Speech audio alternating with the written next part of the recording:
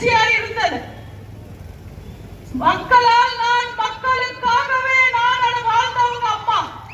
தன் கடைசி மூச்சு வரைக்கும் மக்களுக்காக உழைச்சு உழைச்சு உயிர் விட்டவங்க அம்மா. அந்த அம்மாவோட புகழ வேரோட புடுங்கணும்னு நினைக்குது இந்த திருட்டு திமுக. நம்ம சும்மா விட்டுடுவோமா? கொஞ்சம் யோசிச்சு பாருங்க. நீங்க பண்ணது சரியா? 2019 திமுகவை நம்பி எம்பிக்கு ஜெயிக்க வச்சீங்க. 2021 போலி வாக்குறுதிகளையும் பொய்யான விளம்பரங்களையும் நம்பி திமுகவை ஜெயிக்க வச்சீங்க.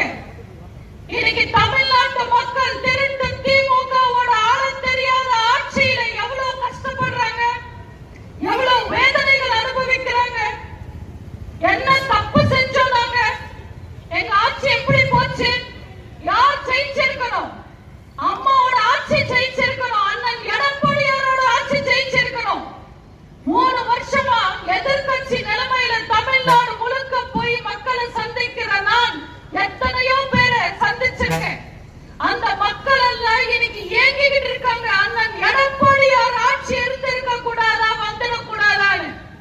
இந்த திருட்டு திமுகவோட ஆட்சியை மக்கள் தூக்கி எறிகிற நாள் ரொம்ப தூரத்துல இல்லை. நீங்க சொல்லுங்க, ஏதாவது தப்பு செஞ்சோமா? நம்ம மக்கள் சேவை செஞ்சது தப்பா? மாணவர்களுக்கு மடிக்கணினி கொடுத்தது தப்பா? தாய் குழந்தை காத்தது தப்பா? தாலிக்கு தங்கம் கொடுத்தது தப்பா? அம்மா உணவகம் அமைச்சது தப்பா? அரசு பள்ளி மாணவர்களுக்கு இடஒதுக்கீடு கொடுத்தது தப்பா? மழைநீர் சேமிப்பு திட்டம் தப்பா? கொரோனா காலத்துல எங்க ஆட்சி தப்பா?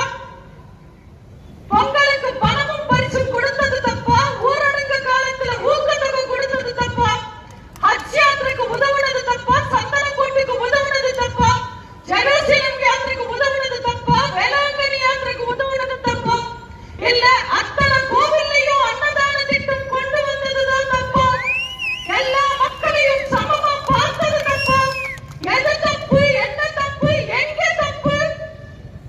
உங்களுக்காக, மக்களால் நான், மக்களுக்காகவே நான் வாழ்ந்த அம்மாவோட வழியில தானே அண்ணன் எடப்பாடியார் ஆட்சி செஞ்சாரு. உங்களுக்காக, உங்க தேவைகளுக்காக பார்த்து பார்த்து ஒவ்வொரு திட்டங்களையும் தீர்த்தாரு. இந்த திருட்டு திமுக ஆட்சிக்கு வந்து 3 வருஷம் ஆச்சு. என்ன செஞ்சிருக்காங்க? மக்களை ஏமாத்திருக்காங்க. இன்னைக்கு ஸ்டாலினால வந்து நேரடியா மக்களை ஒழுங்கா 1 மணி நேரம் சந்திக்க முடியல. அப்படியே வந்து கை காட்டிக்கிட்டு போயிடுறாரு. அவர் மகன் வருவார். நீங்க எல்லாம் உதயநிதியோட பிரச்சாரத்தை டிவியில பார்த்திருப்பீங்க. செங்கலை தூக்கிட்டு வருவார். எனக்கு தெரிஞ்ச உதயநிதிக்கு பழக்கம், ஒண்ணு செங்கலை தூக்கணும், இல்ல பொண்ணுங்களை தூக்கணும். நீங்க தப்பா நினைக்காதீங்க. தேர்தல் சமயத்துல செங்கலை தூக்குவாரு, ஷூட்டிங்ல பொண்ணுங்களை தூக்கி பாட்டு பாடி ட்வீட் பாடுவாருன்னு சொல்லுவாரு.